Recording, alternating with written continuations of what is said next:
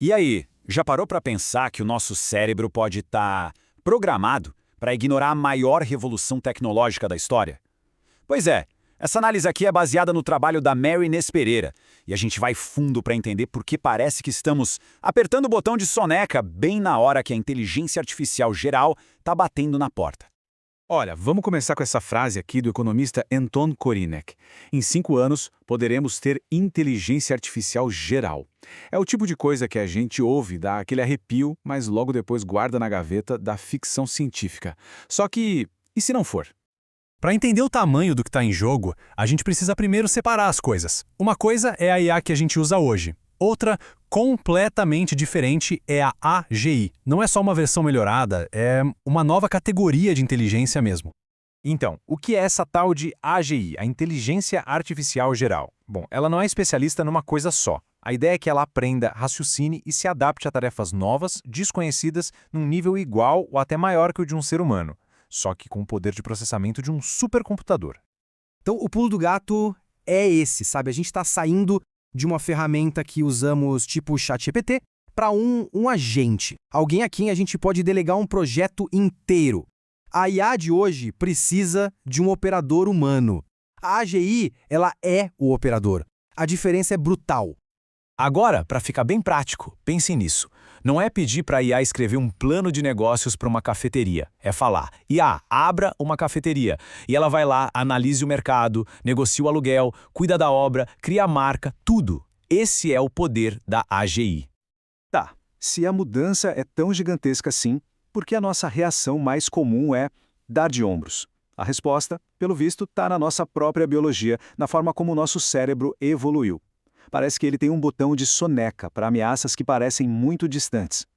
A história de Pompeia é um exemplo perfeito disso. O pessoal de lá teve anos de avisos. Anos. Um terremoto enorme, tremores constantes. Mas o cérebro deles simplesmente normalizou o perigo. Cada tremor era só um incômodo, não um aviso do desastre que estava por vir. E a gente faz a mesma coisa hoje, né? Vemos uma IA alucinar, cometer um erro bobo e logo pensamos: ah, tá vendo, é burra, não tem perigo. A gente está pegando as falhas das primeiras versões de uma tecnologia que cresce exponencialmente e usando como desculpa para ficar tranquilo. O colapso dos maias também ensina muito. Eles enfrentaram uma crise ambiental que se arrastou por décadas. E a elite estava mais preocupada com guerras de curto prazo, com rituais, com jogos de status, enquanto a base de tudo, o ambiente, desmoronava. Eles focaram no problema errado. Certo. Então, qual seria a solução para um mundo onde a AGI faz quase todo o trabalho? A primeira resposta que vem à mente de todo mundo é a renda básica universal. Parece lógico, não é? Na superfície faz todo sentido. Se a AG vai tomar os empregos, o governo simplesmente dá dinheiro para todo mundo viver. Resolve o problema econômico com uma solução econômica, direto ao ponto. Só que aí é que mora o perigo. Será que resolver o problema do dinheiro não acaba criando um problema muito mais fundo? Um problema psicológico?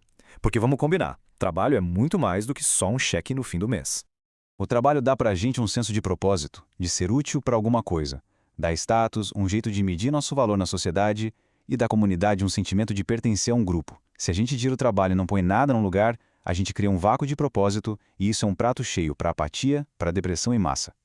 Ok, o cenário parece meio sombrio até aqui, mas tem uma prova muito forte de que a gente não está condenado a ser substituído, e essa prova vem de uma previsão que um dos maiores gênios da IA fez e errou feio. Em 2016, Geoffrey Hinton, um dos padrinhos da IA, disse com todas as letras: é óbvio que a gente devia parar de treinar radiologistas. A lógica era perfeita. A IA já conseguia ler exames melhor do que os humanos. Fim de papo, certo? Errado. O que aconteceu foi o exato oposto. O número de radiologistas não só não caiu, como, pasmem, cresceu 17%. E os salários deles também subiram. Ué, como assim? Que conta é essa? Aqui está a beleza da engenhosidade humana. A IA tornou os exames mais baratos. Com isso, os médicos começaram a pedir muito, mas muito mais exames. O trabalho do radiologista mudou. Agora ele gerencia as IAs, foca nos casos mais cabeludos e conversa com os pacientes. Ou seja, a IA não substituiu o profissional, ela o deixou mais valioso. A história dos radiologistas é incrível porque ela nos dá um modelo. Então, como a gente pode usar essa lição para redesenhar a sociedade? Bom, aqui vão 3 hipóteses.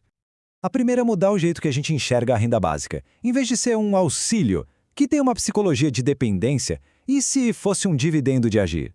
Afinal, os dados de todo mundo ajudaram a criar essa tecnologia. A percepção muda de esmola para uma renda passiva inteligente, de ser um sócio no sucesso. A segunda ideia é separar completamente o dinheiro do propósito. Com a sobrevivência garantida pela renda básica, surge uma nova economia, baseada em contribuição social. O status não vem do contra-cheque, mas de cuidar dos outros, de criar arte, de fazer descobertas, de fortalecer a comunidade. Coisas que a IA nunca vai fazer de forma genuína.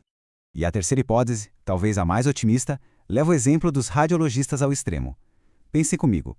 No mundo onde a inteligência é barata, uma commodity produzida em massa pela AGE, O que se torna raro e valioso. Exatamente aquilo que a AGI não consegue replicar. Autenticidade, empatia, vulnerabilidade, uma conexão humana de verdade. Nesse futuro, a inteligência emocional não é só uma soft skill.